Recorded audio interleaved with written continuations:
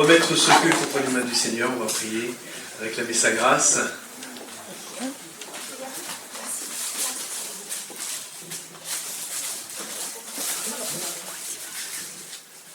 vous laisse encore quelques secondes pour vous asseoir.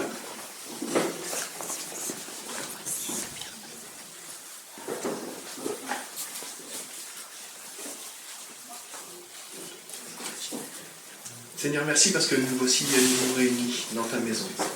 Ce lieu que tu veux un lieu de bénédiction. Seigneur, merci aussi parce que tu nous permets de nous revoir, de pouvoir nous saluer, de pouvoir partager les choses.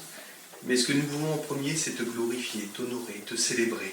Toi, notre Dieu, toi qui as été durant toute cette semaine avec nous.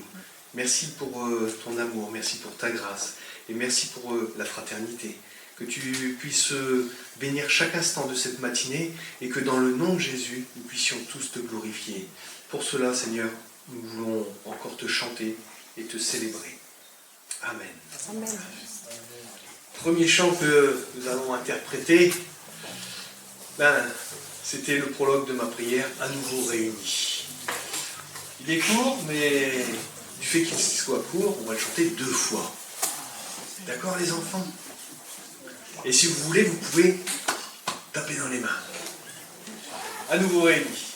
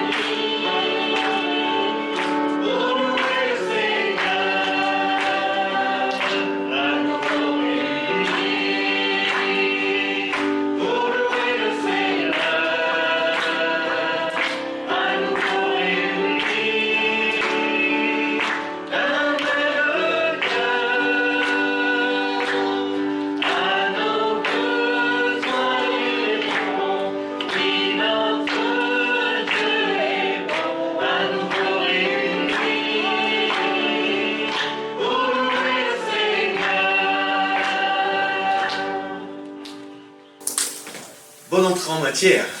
Louer le Seigneur, c'est bon. On va, avant de chanter le deuxième chœur, lire un passage que notre frère Mathis va... Voilà.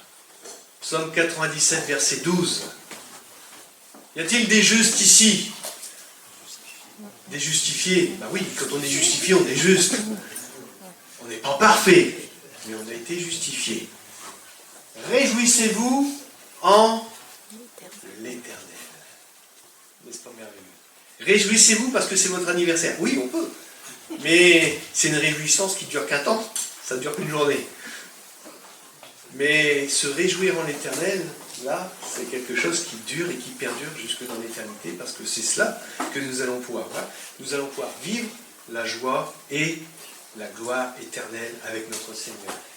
Réjouissez-vous en l'Éternel et célébrez par vos louanges sa sainteté. Qu'au dire de plus? Rien. On chante ensemble. Célébrer, nous venons célébrer. En rythme.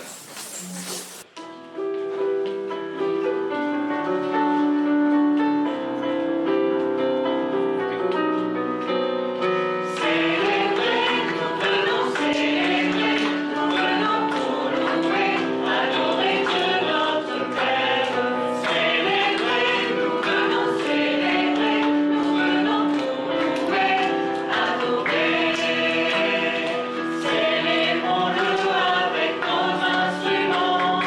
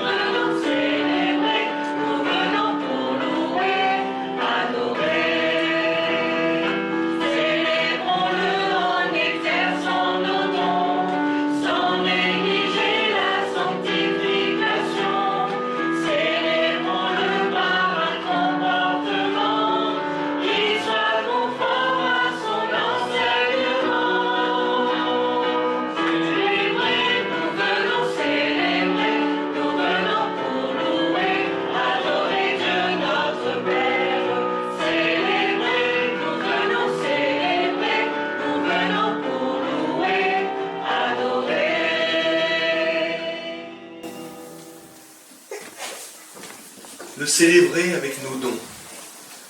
Alors, juste le temps qu'on chante ça, vous voyez Nolwenn qui était là avec ses doigts agiles sur le piano, j'ai dit là, elle pratique un don que moi je n'ai pas.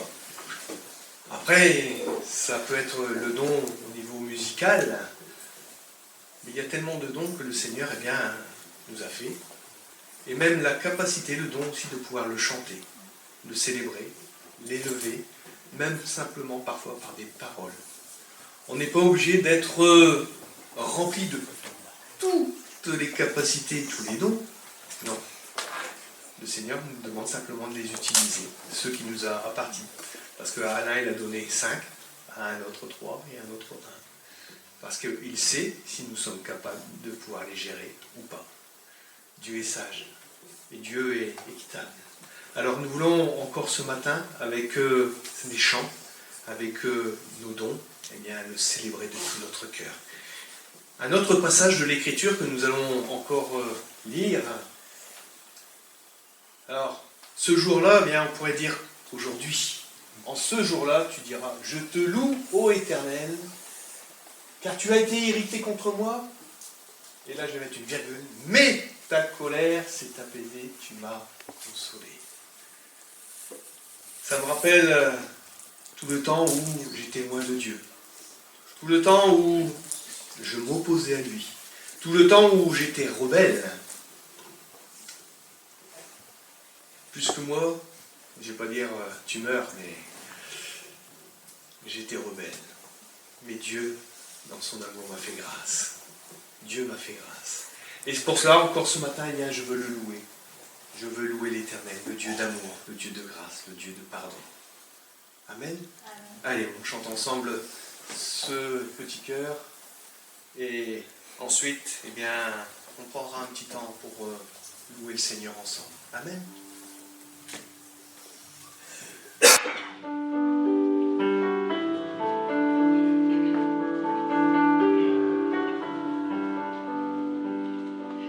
Quand je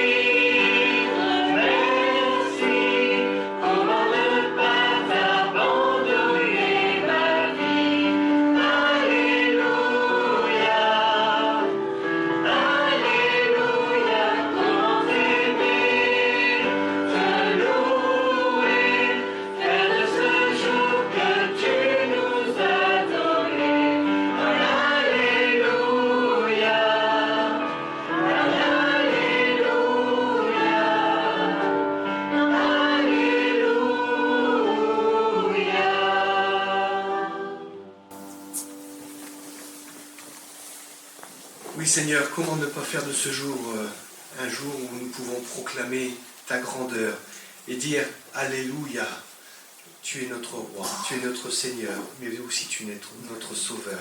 Merci Père pour tout ce que tu as fait pour chacun d'entre nous. Et merci pour tout ce que tu feras encore, pour tous ceux qui sont autour de nous et qui voient briller cette lumière, la lumière de ta grâce et de ton amour, et qui puissent aussi reconnaître que tu es le Dieu qui veut le salut de l'humain. Tu veux le salut de celui qui est malheureux. Tu veux le salut de celui qui est loin de toi. Même celui qui est le plus opposé à toi. Tu cherches à le sauver. Seigneur, merci parce que tu offres ton salut à quiconque. Tu ne te refuses à personne. Notre part, c'est d'accepter ou de refuser. Seigneur, alors fais grâce, Père, encore en cette journée, de par la surface de la terre, au nom de Jésus. Amen.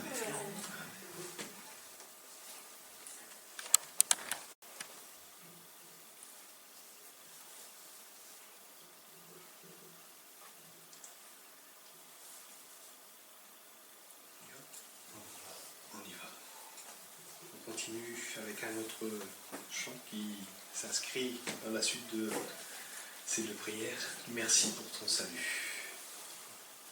Merci pour ton salut. Je ne sais que dire. Merci, tout simplement. Un mot qui est si petit, mais qui veut dire beaucoup. Quand on dit merci à quelqu'un, c'est que déjà, on exprime une reconnaissance. On dit merci parce que souvent, ça a été suite à une aide, quelque chose qui nous a été donné, un papa et une maman qui donnent un bonbon à son enfant. L'enfant va dire merci. Parce que c'est bon les bonbons, n'est-ce pas les enfants? Mais si tu en demandes 20 à la fois, il ne va pas te les donner. Ça sera un à la fois. Pas trop manger de bonbons. Non, je referme la parenthèse. Mais merci, c'est quand même quelque chose qui est l'expression du cœur. Être reconnaissant auprès de notre Seigneur. Tu es mon seul trésor et je veux te louer. Comme cela a été dit, tu as accepté que ton sang soit versé. On ne lui a pas pris sa vie, il l'a offerte. Je ne sais que dire. Tu as pris mon péché, oui, et ma honte a été enlevée. Si on devait revenir en arrière avant notre conversion et nous présenter devant Dieu, on serait honteux de tout le mal, de tout ce que l'on a pu faire. Mais par le sang de Jésus-Christ qui nous lave et nous purifie de tout péché, eh bien, notre honte est enlevée. Et c'est cela que l'on va chanter ce matin.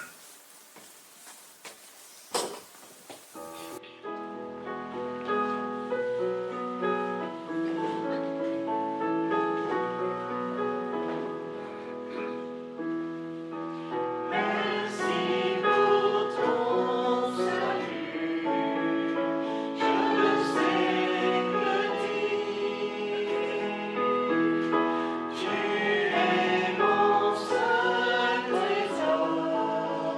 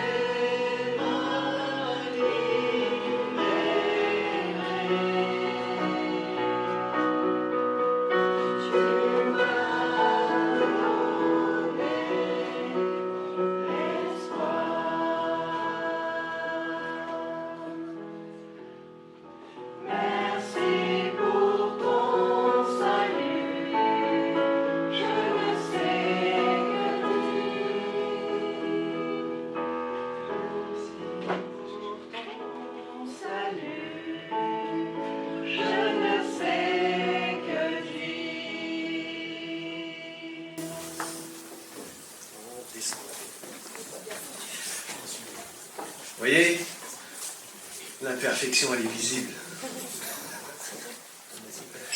Mais je me réjouis parce que là-haut, tout ça finit.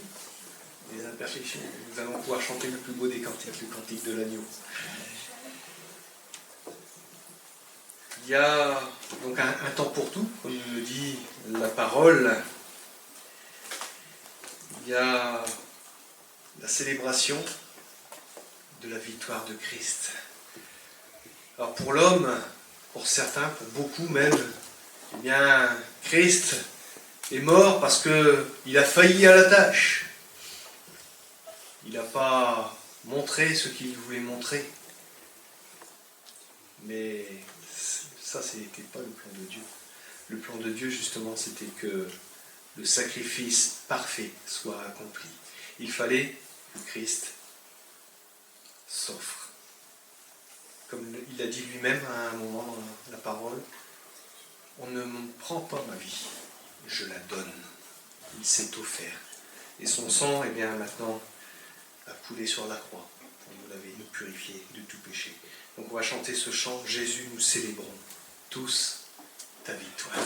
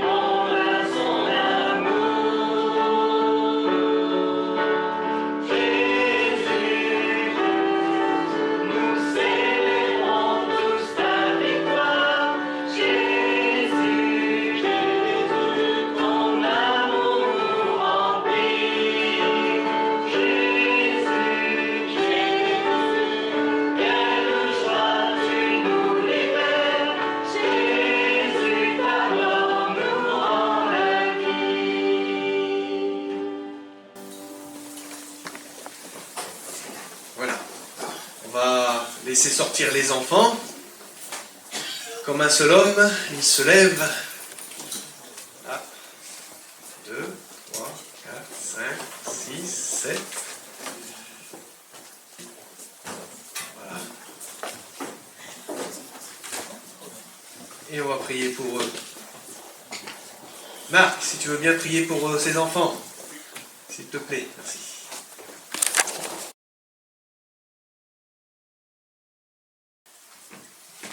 C'est encore moi. Bonjour à tous. Non, je ne vais pas chanter au micro pour célébrer la scène, mais je vous dirai simplement à table. À table, mais avant toute chose, je voudrais simplement reprendre un texte dans Hébreux 10 Et aussi un rappel également de la raison de notre émerveillement, c'est de ne pas oublier qu'un innocent du départ, donc dès sa naissance et ce jusqu'à sa mort, l'est resté, n'a pas péché de A à Z.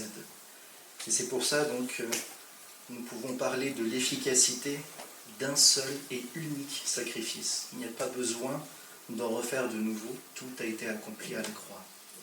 Lisons ce texte donc dans Hébreux 10, à partir du verset 1, et je vais lire en version sonore. La loi de Moïse ne possède qu'une ombre des biens à venir, et non pas l'image même de ces réalités. Elle ne peut donc en aucun cas amener à la perfection ceux qui s'approchent ainsi de Dieu, sur la base des mêmes sacrifices offerts perpétuellement d'année en année. Si elle l'avait pu, ceux qui participent à ce culte auraient depuis longtemps cessé d'offrir ces sacrifices, car, purifiés une fois pour toutes, ils n'auraient plus eu la conscience chargée d'aucun péché. Mais en fait, ces sacrifices rappellent chaque année le souvenir des péchés. En effet, il est impossible que du sang de taureau et de bouc ôte le péché. Voilà pourquoi, en entrant dans le monde, Christ a dit « Tu n'as voulu ni sacrifice, ni offrande, tu m'as formé un corps. Tu n'as pris nul plaisir aux holocaustes, aux sacrifices pour le péché. Alors j'ai dit « Voici, je viens. » Dans le rouleau du livre, il est question de moi, pour faire, ô Dieu, ta volonté. Il commence ainsi par dire « Tu n'as voulu ni sacrifice, ni offrande, ni holocauste, ni sacrifice pour le péché, tu n'y as pris nul plaisir. Pourtant, ces sacrifices sont offerts conformément à la loi. » Ensuite, il déclare « Voici, je viens pour faire ta volonté. » Ainsi, il abolit le premier état des choses pour établir le second.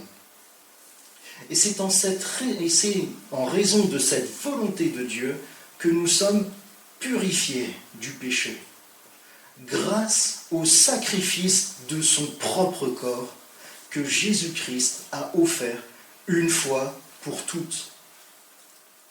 Tout prêtre se présente chaque jour pour accomplir son service et offrir souvent les mêmes sacrifices, qui cependant ne peuvent jamais ôter les péchés.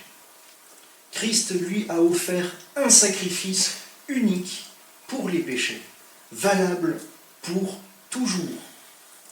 Et il s'est assis à la droite de Dieu, où il attend désormais que ses ennemis soient mis à terre sous ses pieds. Par une offrande unique, en effet, il a rendu parfait pour toujours ceux qu'il purifie du péché. C'est là ce que le Saint-Esprit nous confirme de son côté, car il dit d'abord « Mais voici quelle alliance je vais conclure avec eux. Après ces jours-là, dit le Seigneur, je placerai mes lois sur leur cœur et je les graverai dans leurs pensées. » Puis il ajoute « Je ne tiendrai plus compte ni de leurs péchés, ni de leurs fautes. » Or, lorsque les péchés ont été pardonnés, il n'est plus nécessaire de présenter une offrande pour les ôter. Fin de la lecture pour ce premier passage.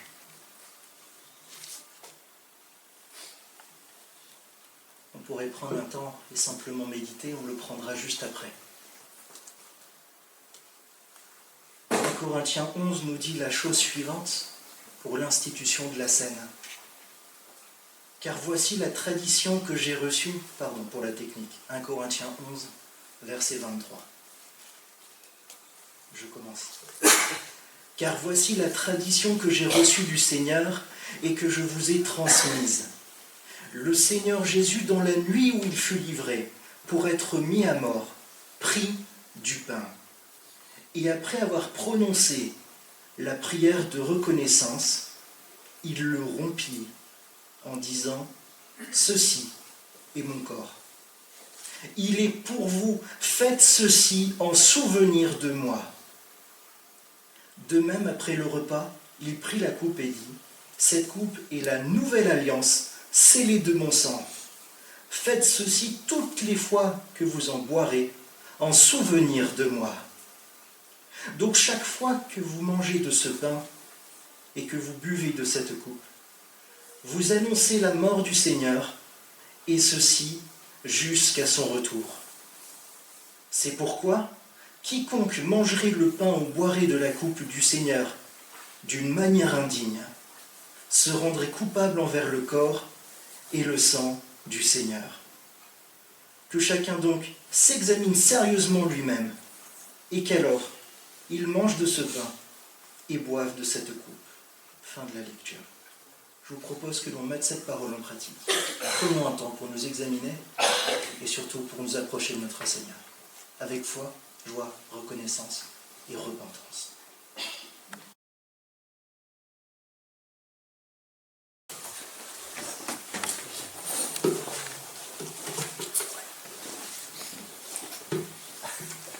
Voilà, il y a à peu près 2 mois, on a commencé à parler d'un juge qui s'appelle Jephthé. Vous vous en souvenez peut-être, peut-être pas. Bon, en tout cas, merci pour votre patience d'attendre la deuxième partie. Mais elle finit par arriver. Voilà. Dans la première partie, l'auteur a voulu attirer notre attention sur la différence entre les regrets et la vraie repentance dans notre relation avec Dieu. Vous vous souvenez, Israël était de nouveau dans la difficulté et voilà, ils ont commencé à se plaindre, non pas de leur faute, mais de ce qu'ils subissaient des conséquences de leur idolâtrie. Et ce qui était assez étonnant, c'est que le juge qui a été choisi n'a pas été choisi par Dieu, mais par les responsables qui sont allés trouver un gars qui a été rejeté par sa famille et qui a monté une bande de hors-la-loi. C'était un chef de bande, un chef de gang, voilà. Et c'est lui qu'ils sont allés chercher pour les délivrer de la main de leurs ennemis, des Ammonites.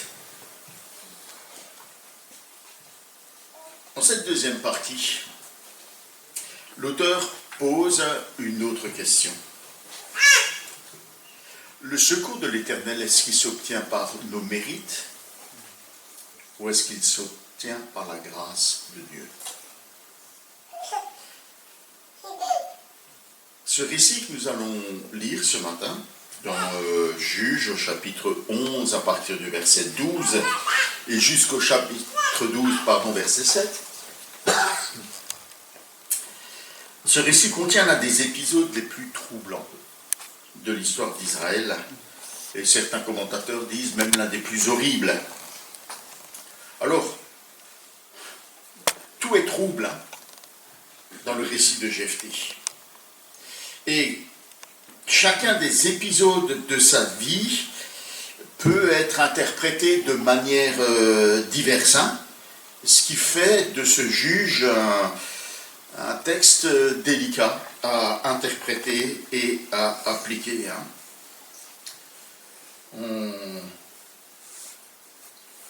Les avis sont contradictoires concernant chacune des étapes de ce récit, et les spécialistes sont divisés.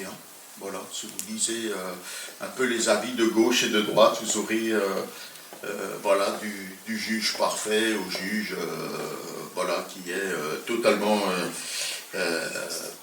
j'allais dire, pénétré par les idées du monde. On va essayer de voir ensemble. Je vous signalerai, à chaque fois que c'est possible, je vous signalerai les divergences qui existent. En tout cas, on va faire la lecture de ce récit. Juge 11, verset 12, et jusqu'à 12, verset 7, et évidemment, comme c'est la coutume, je demande s'il y a l'un ou l'autre lecteur, lectrice. Merci pour votre aide et votre participation.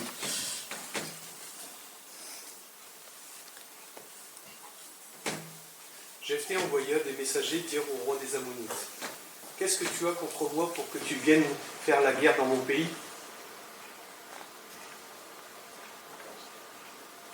Le roi des Ammonites répondit au messager, « C'est parce que les Israélites se sont emparés de mon pays lorsqu'ils sont sortis d'Égypte.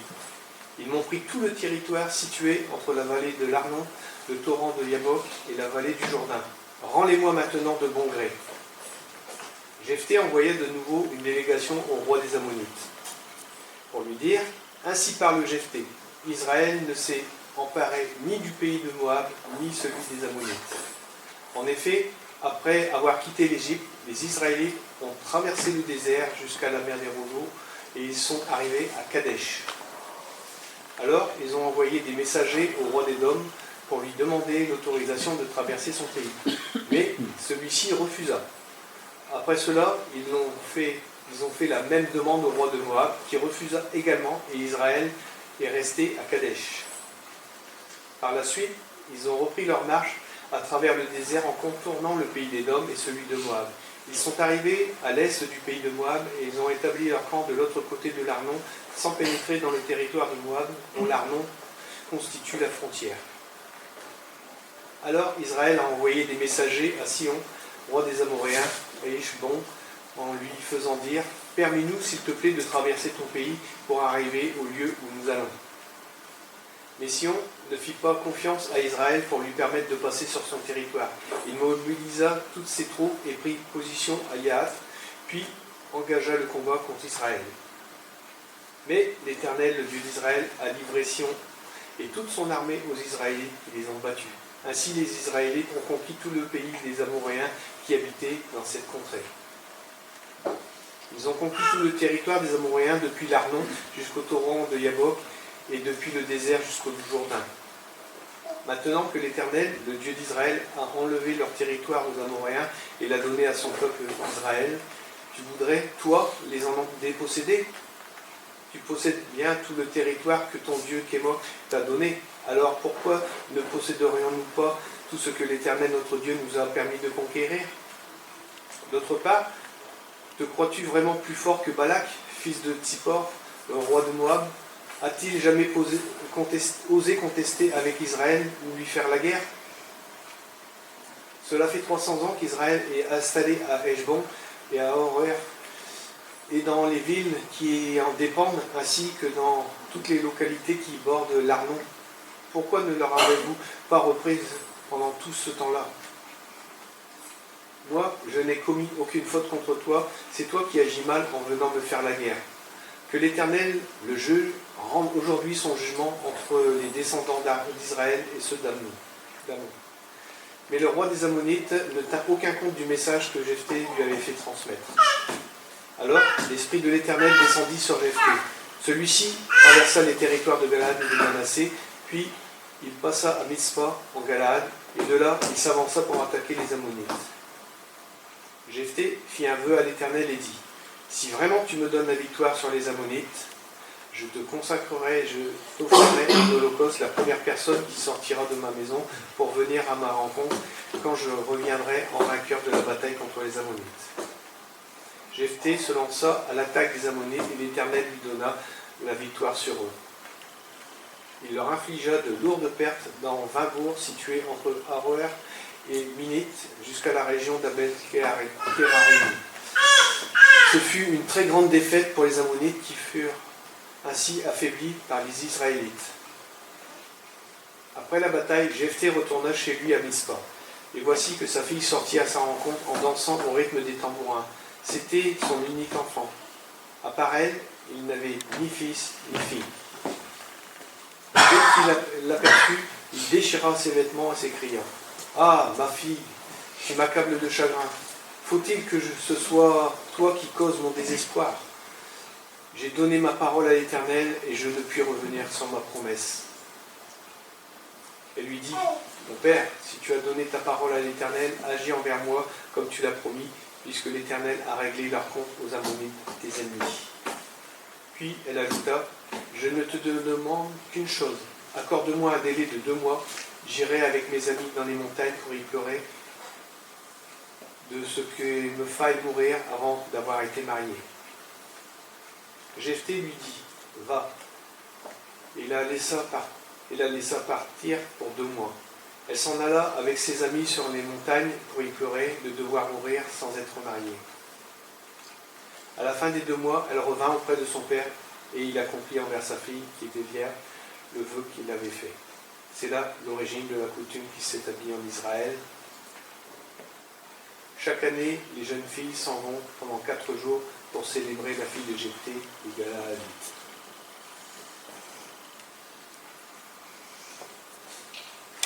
Les hommes de la tribu d'Éphraïm se rassemblèrent et ils se rendirent à Tsaphon et ils dirent à Jephthé: pourquoi es-tu allé combattre les Ammonites sans nous avoir appelés pour aller au combat avec toi? Nous allons brûler ta maison sur toi. Jephthé leur répondit: j'étais engagé, moi et mon peuple, dans un grand conflit avec les Ammonites, et lorsque je vous ai appelé à l'aide, vous n'êtes pas venus à mon secours contre eux. Quand j'ai vu qu'il ne fallait pas compter sur vous, je suis allé seul combattre les Ammonites au risque de ma vie, et l'Éternel m'a donné la victoire sur eux.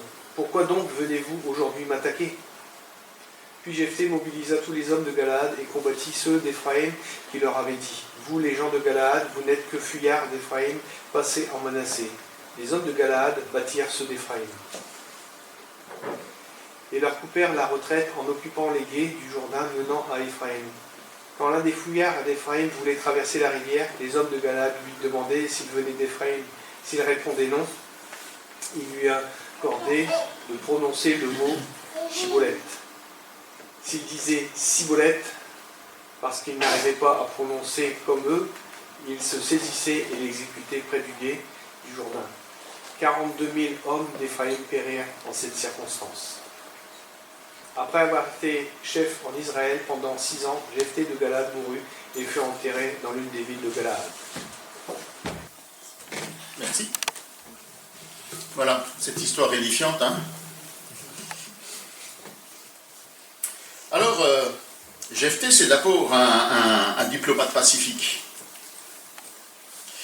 Il se montre un diplomate patient, un négociateur habile. C'est assez étonnant hein, de la part d'un homme qui a l'habitude de faire le coup de main. Hein. Il se montre habile avec les ennemis du peuple d'Israël. Il semble vouloir éviter la confrontation et cherche à raisonner son ennemi. Il s'enquiert par des messagers auprès du roi des Ammonites. Mais pourquoi veux-tu me faire la guerre? Qu'as-tu contre moi? Quel tort qu'ai-je fait? Il semble ouvert au dialogue. Hein. Il ne semble pas du tout avoir des motivations belliqueuses. Alors la réponse de ce roi des Ammonites, c'est qu'Israël occupe un territoire qui était prétendument propriété des Ammonites dans le passé. Et le roi de répondre: si tu veux vraiment éviter la guerre, Jephthé, rends-moi mon territoire de plein gré. Ou autrement dit, allez-vous-en et puis vous aurez la paix. Cela est évidemment totalement faux. Hein. Vous savez, en sortant d'Égypte hein, et en traversant le désert, Dieu avait donné cet ordre à Moïse concernant les conquêtes d'Israël. Il lui dit: aujourd'hui tu franchiras la frontière de Moab et tu traverseras le pays d'Ar. Tu te trouveras en face des Ammonites. Ne les attaque pas et ne les provoque pas, car je ne te donne aucun territoire dans le pays des Ammonites. En effet, c'est aux descendants de Lot que je l'ai donné en possession. On trouve cet ordre dans Deutéronome 18, 19. Évidemment, c'est totalement faux. La vérité, c'est que les Ammonites, depuis toujours, convoitent ces territoires d'Israël. Alors Jephthé, en bon diplomate, il utilise 3 arguments pour réfuter les prétentions des Ammonites. Le premier argument est historique. Hein. Dans sa traversée du désert, Israël a demandé par 2 fois l'autorisation de traverser pacifiquement des territoires occupés par d'autres nations. 2 fois, ils ont essuyé des refus. Alors, Israël a accepté de faire un détour sans causer aucun dommage à ces territoires et à ces peuples. Il est arrivé auprès du roi des Amoréens, Sion, et il a fait la même demande. Mais ce roi-là ne s'est pas simplement contenté d'opposer un refus. Il a mobilisé ses troupes et il est parti à l'attaque d'Israël. Mais hélas pour lui, l'Éternel a combattu pour Israël et la bataille a tourné en faveur de son peuple. l'Éternel a secouru Israël. C'est alors qu'Israël a occupé ce territoire avec l'accord de Dieu. Ça, c'est l'argument historique. L'argument théologique. Selon les coutumes et croyances religieuses de l'époque, chaque nation occupait le territoire qui lui était donné par son Dieu. L'Éternel a donné de toute évidence ce territoire à Israël en lui permettant de battre les Amoréens et le roi Sion. Les Ammonites ne peuvent donc pas le contester. Ici, on voit que Jephthé adapte son argumentation à la vision commune du monde de son époque. Il montre cependant que finalement, à la fin du compte, c'est l'Éternel qui a le dernier mot, parce qu'il est le seul vrai Dieu, et c'est lui qui règne sur tous les peuples. Alors ici, déjà, on a des divergences dans l'interprétation, parce que certains pensent que Jephthé, en citant le peuple des Ammonites et leur dieu Kémosh, il pense qu'il a déjà adopté la vision du monde des nations idolâtres. Mais on voit bien qu'à la fin il dit, mais finalement c'est l'Éternel qui est souverain, et c'est lui qui juge entre vous et nous. Et enfin, il y a l'argument de la jurisprudence. Autrefois le roi de Moab, Balak, n'est pas entré en guerre contre Israël pour les chasser du territoire, pas plus que les Ammonites de l'époque. Alors pourquoi vouloir le faire maintenant, 300 ans après? Pourquoi ne pas réagir tout de suite? La démonstration est claire. La revendication du roi des Ammonites est sans fondement. Il est clairement dans son tort. Mais ça ne le rend pas attentif aux arguments de Jephthé, et il s'entête à vouloir faire la guerre à Israël. Jephthé échoue à trouver une solution pacifique à ce conflit. Alors vous savez, dire et chercher et rechercher la vérité ne conduit pas forcément à une issue pacifique dans nos conflits avec le monde, avec ses représentants, ni même entre nous d'ailleurs. Jésus en est le meilleur exemple. Lui dont la vérité a été contestée et dont la justice a été ignorée. Mais cela ne l'a pas fait reculer.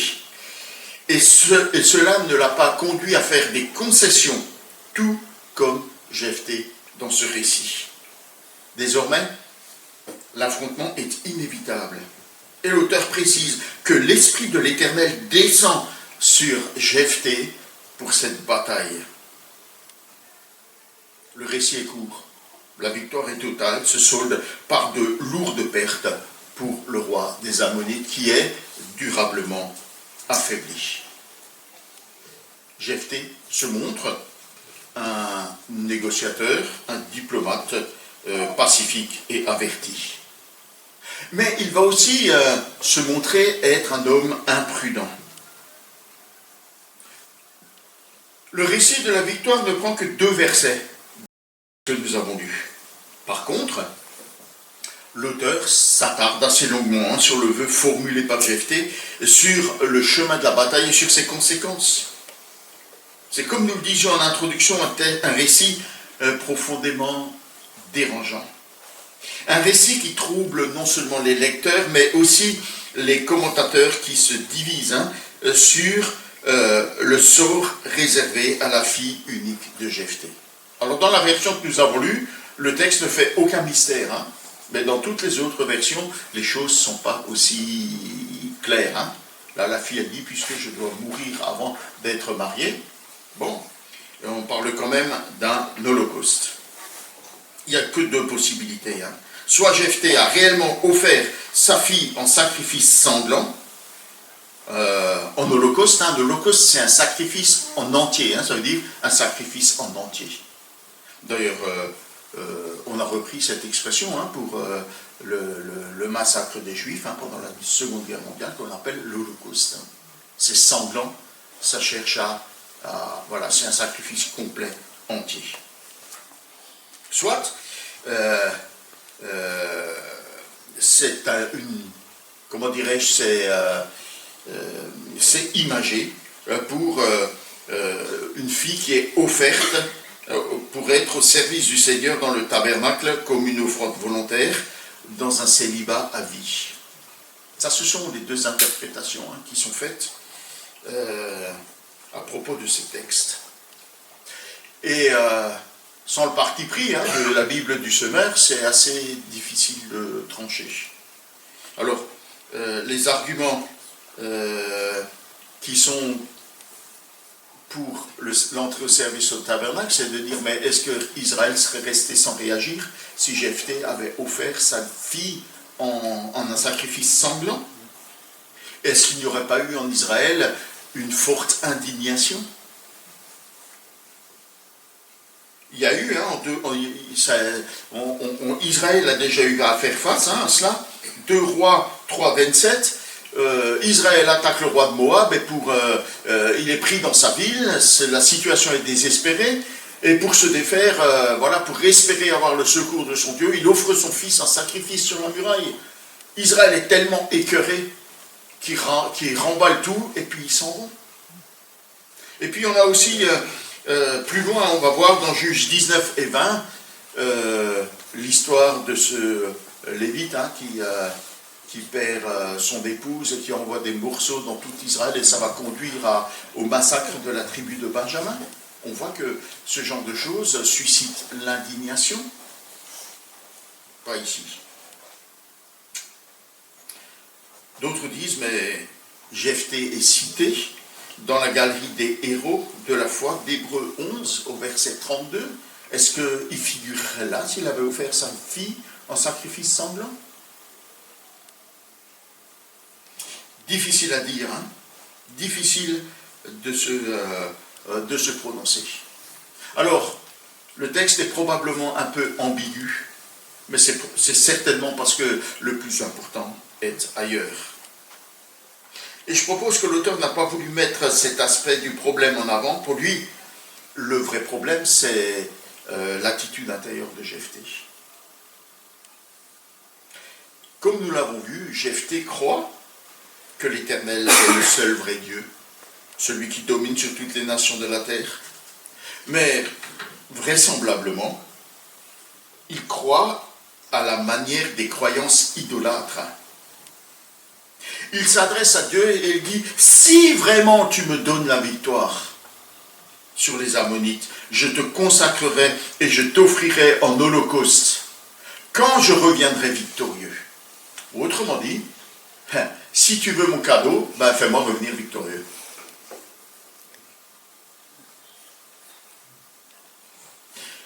Vous savez, il y avait déjà une personne qui était un petit peu hésitante avant la bataille, il s'appelait Gédéon. Et il avait demandé à Dieu par 2 fois d'apporter la garantie de sa présence et de la victoire sur l'ennemi. C'est l'affaire des toisons. Jephthé croit qu'il doit lui-même fournir la garantie de la victoire. Comme on offre des cadeaux dans le culte idolâtre pour obtenir ce que l'on désire de la part de la divinité, ainsi Jephthé pense qu'il doit promettre de donner à Dieu pour obtenir assurément la victoire. Dieu, on va faire du troc. Tu me donnes la victoire et moi je t'offre un sacrifice. Dans le monde, il en est ainsi. On n'a rien sans rien. Il n'y a rien de gratuit. Vous connaissez quelque chose de gratuit? Quelqu'un a dit, si c'est gratuit, c'est que le produit, c'est vous. Vous avez déjà entendu ça? Si on vous offre quelque chose de gratuit, c'est que le produit, c'est vous. Mais tout est objet de négociation, de marchandage. Est-ce que vous avez déjà vu qu'on vous donne quelque chose gratuitement quelque part? Tout coûte quelque chose. Et sans rien donner, on n'obtient rien en retour. Même le 2 plus 1 gratuit, c'est pas vrai.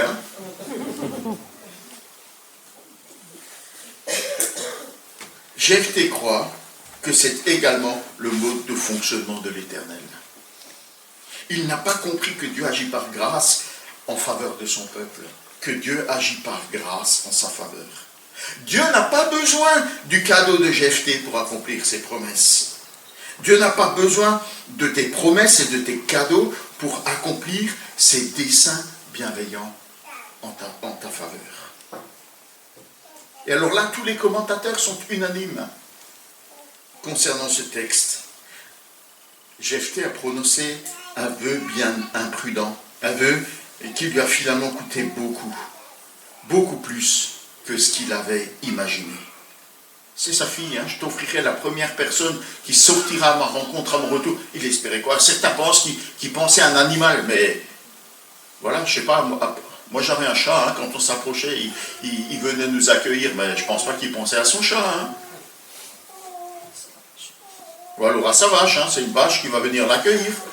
Alors c'est vrai qu'il y a des animaux qui s'attachent à leur maître, hein. Mais je ne pense pas que dans l'esprit de Jephthé, il s'est dit, voilà, c'est un mouton, une vache qui va venir m'accueillir quand je reviens. Hein.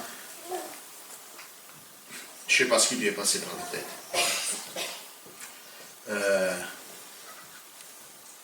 Ouais, ça lui a coûté beaucoup plus qu'il a imaginé, parce qu'il va se retrouver privé de son unique enfant, sa fille, soit parce qu'elle est offerte réellement en sacrifice, soit parce qu'elle est au service du tabernacle, hein, et qu'elle reste célibataire toute sa vie, il n'aura jamais de descendance. Vous savez, dans la première partie, il a négocié pour être le chef du peuple.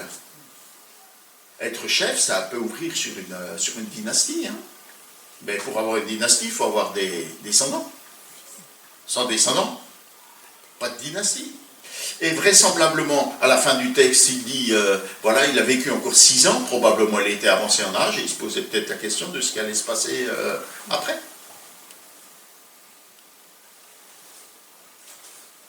Il est effrayé par l'importance du sacrifice consenti. Et il est tenté de ne pas tenir la parole, cette parole qu'il a légèrement prononcée. Et c'est sa propre fille qui va l'inciter, qui va le pousser à respecter ses engagements. Et je propose qu'hélas, nous sommes parfois aussi, et parfois même trop souvent, habités par la même perception de Dieu que Jephthé. On peut croire en Jésus. On peut participer à la coupe. Oui, Jésus est mort pour moi. Il est mon sauveur. Et en même temps être convaincu que nous devons accomplir des œuvres agréables à Dieu, des œuvres méritoires. Alors on ne se le dit pas comme ça, mais on le vit comme ça, pour obtenir son secours et sa bénédiction. C'est pas vrai? Moi, je me surprends parfois à raisonner comme ça. Pas vous? Pourtant, toutes les bénédictions de Dieu nous sont définitivement acquises par pure grâce. Car le seul sacrifice vraiment agréable que Dieu a accepté a été offert par Jésus-Christ. Lui, il a réellement été mis à mort pour nous. Son sang a coulé pour nous. Il n'y a rien à ajouter au sacrifice de Jésus-Christ qui est parfait, qui est efficace, qui est définitif. Vouloir le faire, c'est mépriser l'œuvre de Jésus-Christ, c'est mépriser l'amour inconditionnel de Dieu notre Père.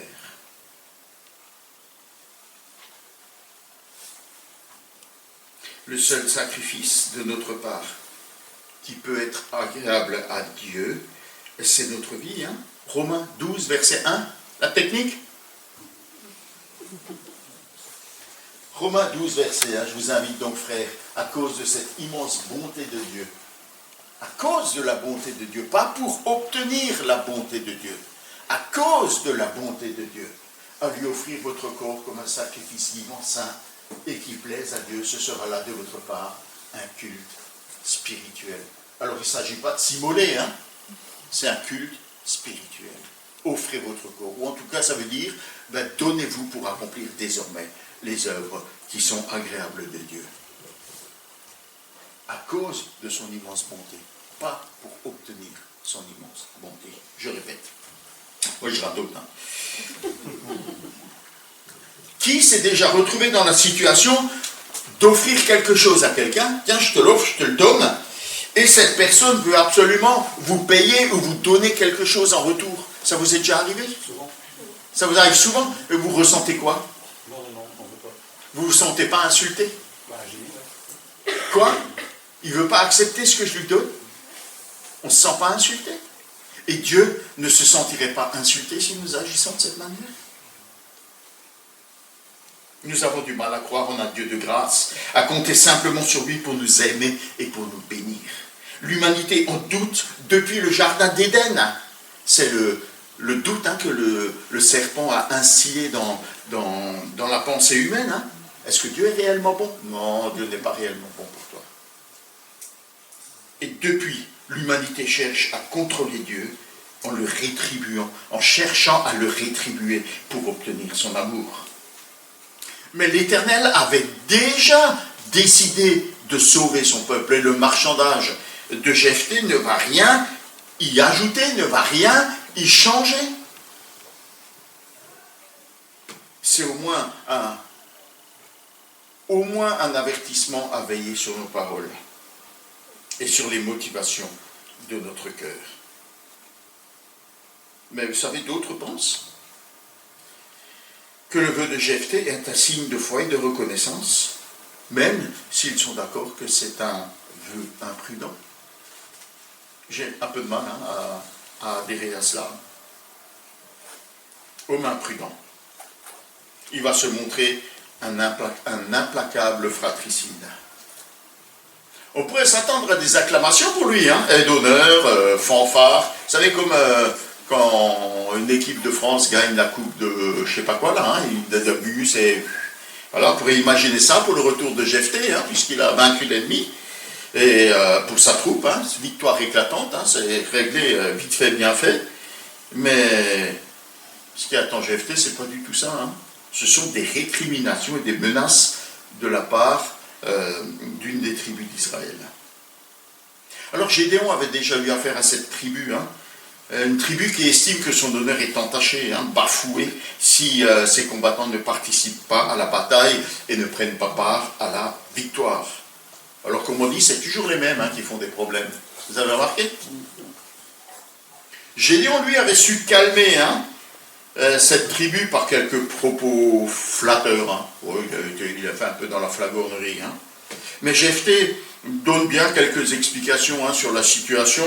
Vous avez compris qu'il les accuse. Je vous ai appelé, vous n'êtes pas venu, tant pis pour vous, je suis parti sans vous. Tant pis pour votre pomme. Mais il n'attend qu'une réponse de leur part. Il mobilise les hommes de Galade et organise le massacre des hommes d'Éphraïm sur les rives du Jourdain. Massacre pur et simple, 42 000 hommes égorgés sur les bords du Jourdain. Alors certains commentateurs pensent que c'est une discipline juste.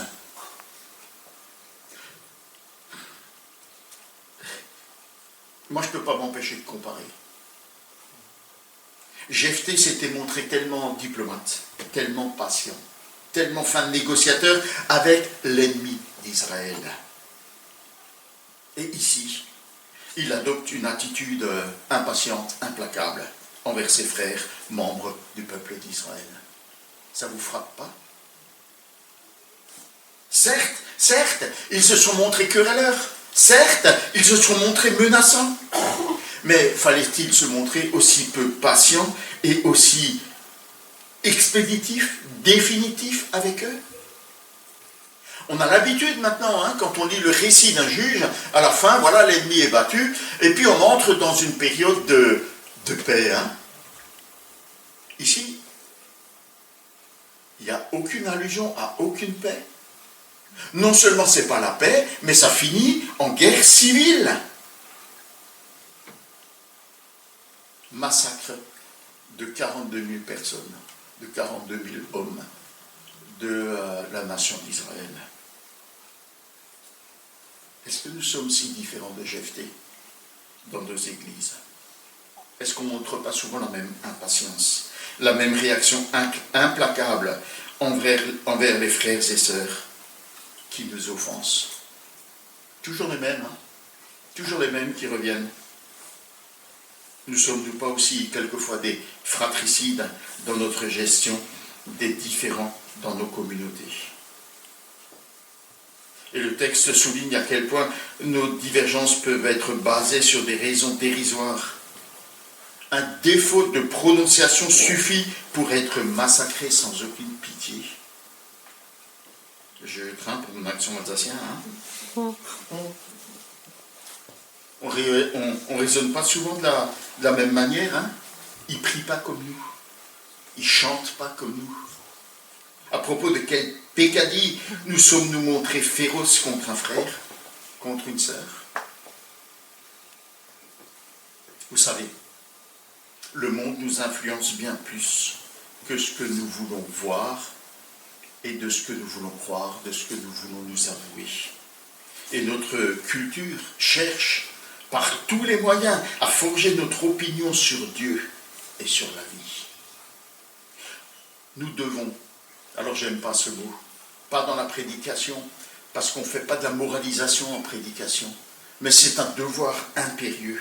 Nous devons absolument veiller à laisser Dieu agir en nous par sa parole, son esprit, pour nous libérer de cette influence et pour nous donner un cœur qui lui soit réellement agréable. Je refais appel à la technique, Romains 12:2. Ne vous laissez pas modeler par le monde actuel. Rejetez son moulin, mais laissez-vous transformer par le renouvellement de votre pensée pour pouvoir discerner la volonté de Dieu, pour penser non plus selon ce monde, mais penser selon Dieu. Ce qui est bon, ce qui lui plaît, ce qui est parfait. Ayons foi pour recevoir la grâce toute puissante et toute suffisante de Dieu, mais aussi ayons foi pour faire grâce à notre tour à celles et ceux qui nous entourent, particulièrement à nos frères et à nos sœurs en Jésus-Christ. Je vous invite à un temps de recueillement et peut-être de confession. Chantons ensemble le 642. Pardon, Seigneur, pardon.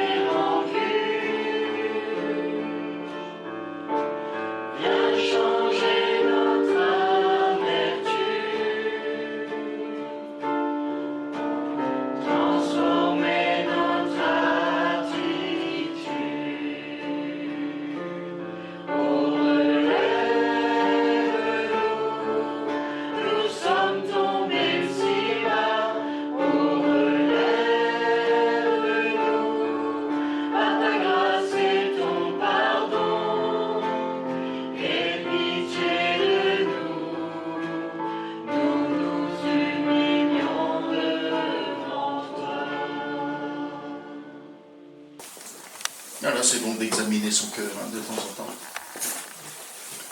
pour vivre d'une manière juste devant le Seigneur. Les annonces?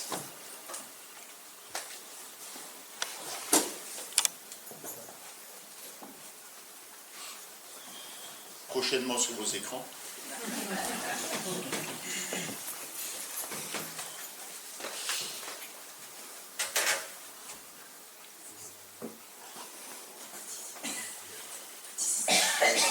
Ça n'a pas marché? Il n'y a pas d'annonce. Bon, bah, il ne se passera rien cette semaine. Ils sont sur le bureau. Sur le bureau, on l'a pas. Ils sont sur le bureau. Bon, vous le-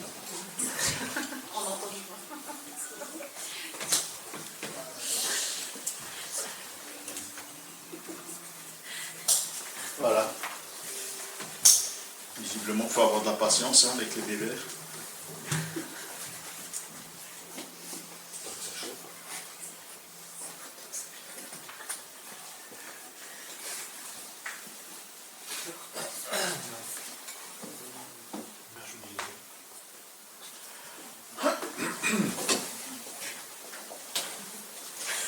Et donc, Une troisième personne. c'est bon, troisième. Il y a toute l'église qui va aider.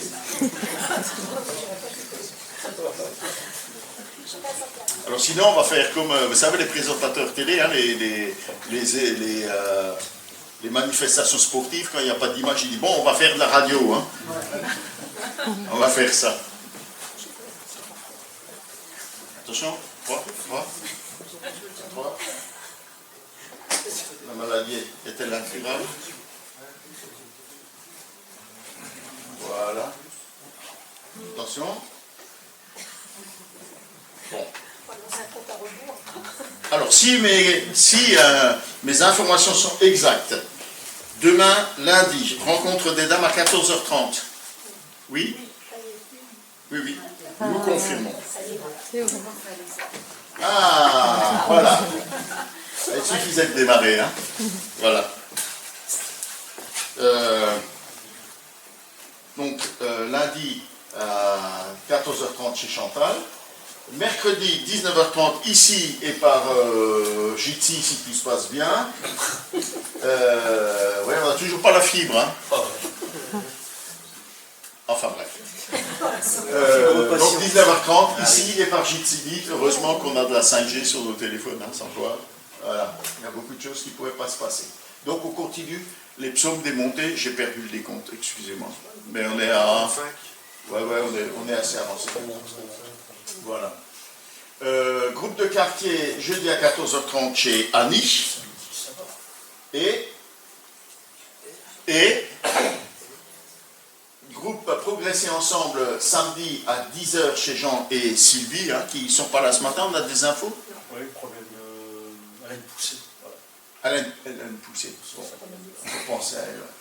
Ouais, c'est Sylvie là, hein, qui a une poussée de sa maladie et qui est douloureuse. Hein, et donc, voilà. Et dimanche, temps de prière à partir de 9h20. Et je salue et j'encourage ceux qui sont là pour prier le dimanche matin. Ça fait chaud au cœur. Persévérer. Hein, voilà. Et j'encourage tous ceux et celles qui peuvent à se joindre à ce temps de prière. Hein. Ouais, ça raccourcit la grâce matinée du dimanche, mais voilà. Hein. Voilà. Faites la grâce matinée le samedi avant d'aller au supermarché. Culte dimanche à 10h. Et plus lointainement dans nos agendas, le 29 novembre, on a le CA des associations à 9h30 et ce sera suivi d'une réunion des anciens et des diacres après le CA. D'autres annonces spéciales, voilà, stand Onésime, alors il y a plusieurs personnes qui sont absentes, dont Ruth, hein, que vous ne verrez pas plusieurs dimanches parce qu'elle est voilà, sur les différents stands. Le stand de Noël aura lieu chez nous le dimanche 30 novembre, prochainement. Hein. Donc pas ce dimanche qui vient, le dimanche d'après, donc vous pourrez faire vos petites courses de vos cadeaux de Noël si vous souhaitez offrir de bons livres ou vous offrir un bon livre pour Noël. Hein. N'hésitez pas à vous offrir un bon bouquin. Et le 14 décembre, nous aurons notre dimanche fête de Noël. Donc le culte à 10h, à midi, le repas un peu festif, hein, j'imagine, et à 15h, la fête de Noël. Je rappelle que cette fête, la vocation de cette fête de Noël, c'est d'inviter des personnes qui ne connaissent pas le Seigneur Jésus, de les inviter, famille, amis, pour qu'ils puissent entendre d'abord ce qu'est Noël et qui est le Seigneur Jésus. C'est une fête qu'on qualifierait d'évangélisation pour faire connaître le Seigneur Jésus. J'ai aussi commandé 1000 traités de Noël qu'on va distribuer dans le quartier. Donc, on va voir ça peut-être avec... on a pensé faire un coup samedi après-midi avec le groupe de jeunes. On va voir ce qu'on peut concocter. D'accord, voilà. En tout cas, on ne veut pas se relâcher, on veut continuer à dire. Voilà, habituellement, on distribuait des flyers pour un calendrier gratuit. Mais on s'est rendu compte que les seuls calendriers gratuits qu'on plaçait, c'était dans des foyers chrétiens qui se disaient « Ah, la belle aubaine, je peux l'avoir gratuit cette année. » Bon, c'est pas ce qu'on espérait. C'est pas ce qu'on espérait. Et puis d'autres il y a des personnes que j'ai jamais réussi à contacter d'aucune manière, où je me suis rendu plusieurs fois au domicile sans jamais pouvoir les rencontrer en mettant un mot dans la boîte aux lettres, s'il vous plaît, contactez-moi pour que je puisse vous remettre le calendrier. Quand ça ne rentre pas dans la boîte, il faut... Bon, voilà. Et Joie, j'ai reçu une demande pour une Bible. Tu l'as vu passer, là, j'ai une demande pour une Bible. Dans le 59, quelque part. Voilà, ça c'est super. Voilà, donc, voilà, quelqu'un va entendre la parole. Anniversaire à Régine et à Baudouin. Bon, Francis est déjà parti, il ne pourra pas transmettre, mais voilà, si vous avez leur téléphone, vous pouvez leur faire un petit texto, si ce n'est déjà fait. Voilà. 10 et 11 c'est passé, mais on peut encore s'ouvrir. Est-ce qu'il y a encore une slide, comme ça se dit maintenant? C'est la dernière? Très bien. Alors, est-ce qu'il y a d'autres annonces? Oui? Je cède la parole à M. Rémy.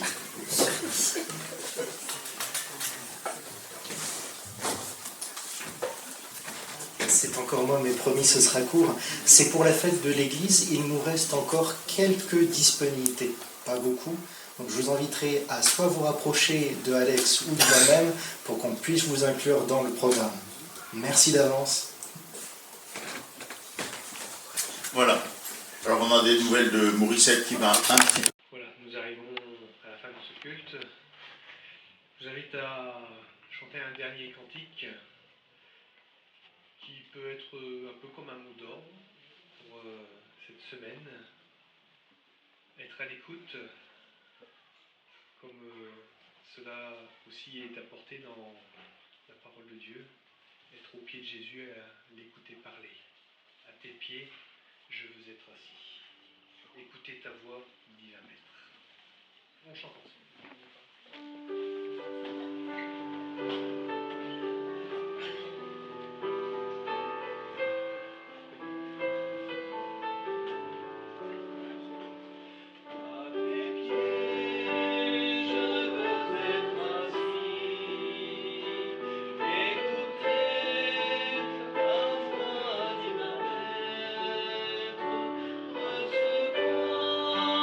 Jour après jour,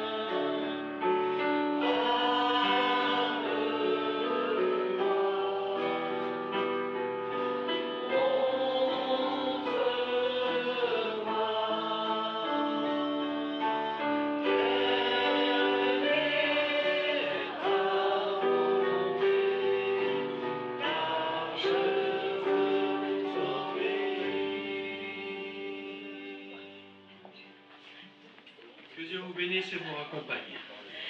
C'était notre...